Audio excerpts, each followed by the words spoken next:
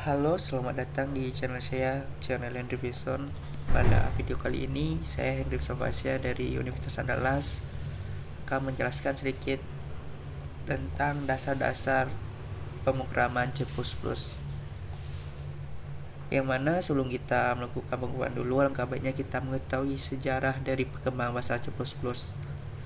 Dan pada dasarnya C++ ini adalah bahasa pemrograman yang berawal dari bahasa C, yang mana bahasa C ini sudah dikembangkan pada tahun 70-an oleh Bong Labs.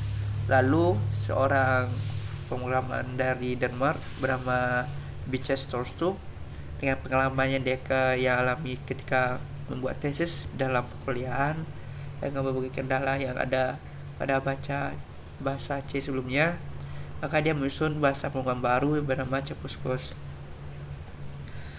Nah, adapun pada C++ ini ditambahkan konsep-konsep baru seperti kelas dan sifatnya seperti overloading dan lain-lainnya. Salah satu perbedaan paling mendasar dengan bahasa C adalah dukungan terhadap konsep pemrograman berorientasi objek atau object oriented programming.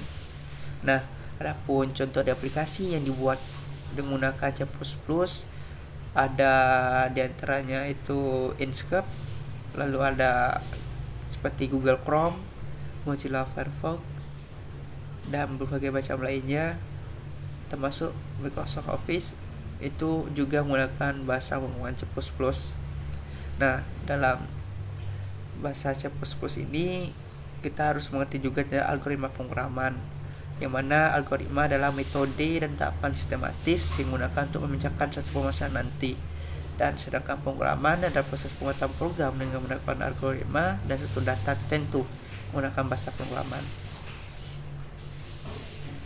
Nah, untuk itu, untuk langkah awal kita buat pemrogramannya adalah kita pilih dulu di name file, kita klik name file, plain text file. Nah, setelah ada tampilan seperti ini, kita simpan dulu file ini dengan menekan Ctrl S. Nah, setelah disimpan, silakan teman-teman semua pilih mau nyimpan filenya di mana dan rubah namanya sesuai dengan keinginan. Tapi jangan lupa dengan kodenya, yaitu CPP, untuk pembuatan dasar-dasar pemrograman C++ ini. Kita save.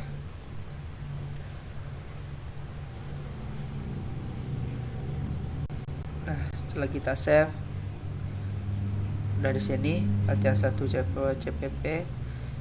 Nah, ini saya langsung bikin salah satu pengkodingan menggunakan bahasa C++. Nah, pada C++ ini bisa teman-teman lihat ada 3 bagian yang menjadi pondasi dalam membuat pemrograman C++ ini. Pertama, yang ini, yang baris ke-1, ini disebut dengan deklarasi include. Ini include ini artinya bisa kita ibaratkan suatu library kita atau perpustakaan kita, yang mana tipe perpustakaan yang kita pilih ada IOStream. Nah, adapun arti IOStream di sini yaitu artinya nanti yang di bawah ini itu berisi fungsi untuk melakukan input maupun output yang kita dapatkan di sini. Nah, terus ada using namespace std. Nah, pada using namespace std ini adalah yang keduanya. Kan saya bilang jadi ada 3 bagian. Bagian pertama adalah deklarasi include, bagian kedua adalah using namespace. Dan using namespace ini artinya ruang yang kita isi di sini jenisnya ada std. Std itu artinya standar. Jadi standar ini dalam ruang yang nanti kita masukkan kodenya ini, yang termasuk standar itu adalah char artinya karakter seperti ini char. Lalu code artinya itu menampilkan teks yang akan kita tampilkan di outputnya nanti di sini. Lalu ada chain di sini artinya input bisa diberikan yang kita mengetikkannya di keyboard. Nah, antara char, count, dan chain ini termasuk dengan standar, namespace standar, makanya di garis std. Sebenarnya std ini boleh kita bikin tidak ataupun boleh kita bikin semuanya dengan cara unique namespace. Tapi kalau kita tidak bikin unique namespace std di sini, maka setiap kita masukkan char, count, chain, kita harus menetapkan kodenya std biar dibaca oleh pemrograman komputernya. Nah, untuk mempersingkat waktu, maka langsung dibikin saja using namespace std. Jadi semua yang di sini digunakan namespace std. Nah, yang ketiga ini merupakan bagian paling penting. Bagian terakhir itu bagian fungsi. Pada bagian fungsi ini ada namanya fungsi main nih, main dalam kurung. Fungsi main dalam kurung ini juga memiliki arti. Pada using dalam kurung ini artinya contohnya seperti ini, in-nya artinya integer. Jadi di dalam sini data yang kita masukin itu ada bilangan bulat, integer itu artinya bilangan bulat. Seperti ini, nama ada 40, kan ada 40 ini adalah angka, alamat 40. Nah, pada pengisian NIM, nomor induk mahasiswa, itu kan yang kita masukkan nantinya adalah angka, maka angka ada masuk dengan bilangan bulat. Nah, pada in ini berfungsi untuk menampung bilangan bulat sehingga jenis TP data yang diberikan nilainya kembali. Dan pada fungsi main ini itu artinya adalah tempat kita masukkan kode yang kita masukkan nanti sesuai dengan yang mau kita inginkan output yang kita berikan nanti. Jadi bisa diartikan kata tim main ini, fungsi main ini kan ada urutan antara 4 sampai 12. Nah, main inilah yang merupakan yang akan dieksekusi pertama kali oleh pembaca komputer nanti untuk mendapatkan outputnya. Nah, di sini kita baca chart nama 40, artinya ada 40 karakter dalam nama. Maksimalnya diisi 40. Alamat juga itu 40 maksimal karakter yang diisi dalamnya. Name juga gitu, jurusan juga begitu. Code ini artinya itu teks yang akan ditampilkan di dalam teks yang akan ditampilkan pada output. Jadi ketika di output nanti kita jalankan program akan keluar nama.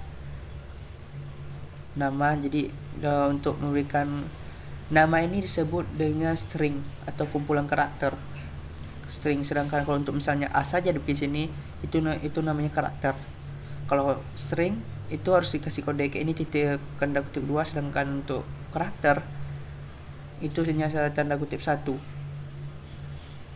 Nah, untuk chain ini artinya mendapatkan input yang kita masukkan melalui keyboard nanti di output. Nah, itu seterusnya. Nah, oleh karena itu setelah ada 3 bagian tadi, yaitu deklarasi include, namespace, bagian fungsi yang mengisi kode yang kita masukkan nanti untuk pengkodingan yang kita inginkan outputnya. Lalu yang terakhir,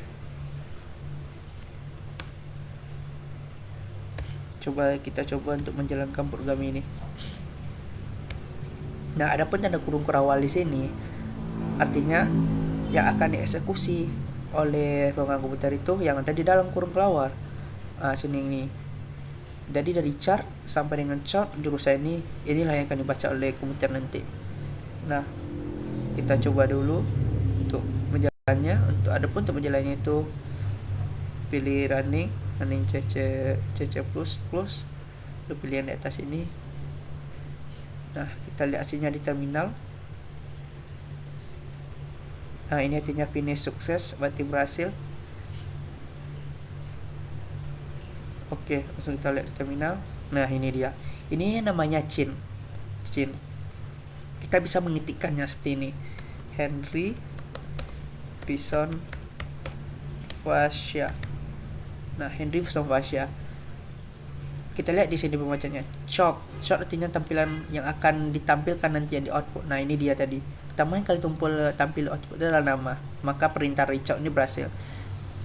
Chain, jadinya kita chain get line. Nama dalam kurung nama 40. Itu artinya di chain, ini chain yang telah kita ketikkan tadi, itu maksimalnya namanya 40. Begitu juga terusnya untuk chord, untuk chord name, jurusan pun maupun name dan alamat. Nah, ini nih nanti gunanya untuk output terakhir. Setelah kita isi data semua, nama, alamat, name, jurusan, nanti akan hasil keluar data mahasiswa yang semua yang telah dibaca oleh komputer. Nah, ini contohnya nanti udah kita isi nama nih kan, tekan enter, alamat kita bikin alamatnya di sini Pau Kota Padang. Kita enter lagi name. Nah, ini akan kita disuruh mengisi data terus sesuai dengan program yang kita bikin tadi. Kita nyuruh programnya sampai mengisi ada 4 data, itu nama, alamat, name, dan jurusan. Nah, maka harus kita isi. Ini disebut dengan chain, fungsi chain. 1.239 jurusan teknik pertanian dan biosistem.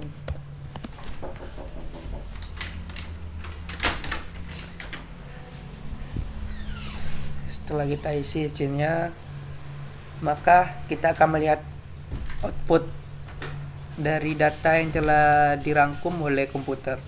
Kita tekan enter. Nah, ini dia outputnya.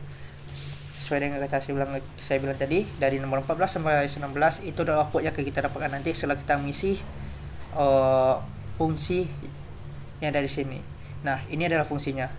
4 sampai 12 hasilnya di output dari sini.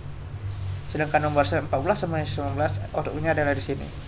Nah, setelah komputer membaca dengan kode mesinnya tentang kode program yang kita bikin, maka inilah hasilnya.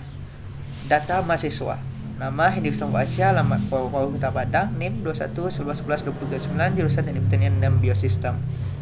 Nah, itulah sedikit tentang penjelasan contoh program dasar menggunakan bahasa C++. Sekian, terima kasih.